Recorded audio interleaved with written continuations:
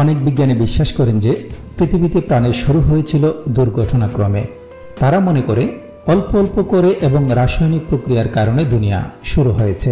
কিন্তু আরও বেশি সংখ্যক বিজ্ঞানীরা বুঝতে পেরেছেন যে ডিএনএ এত জটিল যে এটি দুর্ঘটনাজনিত রাসায়নিক বিক্রিয়া থেকে সৃষ্টি হতে পারে না। কম্পিউটার সফটওয়্যার সম্পর্কে আবার চিন্তা করা যাক। খুব সম্ভবত আপনি একজন কম্পিউটার প্রোগ্রামার কিংবা না।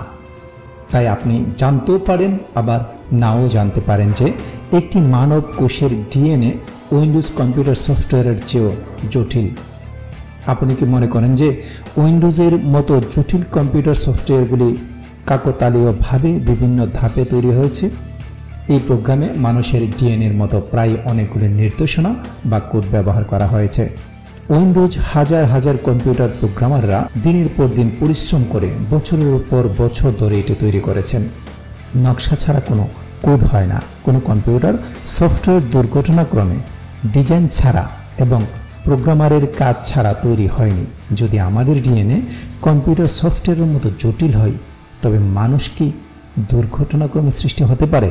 আপনার মতামত জানাতে ভুলবেন না।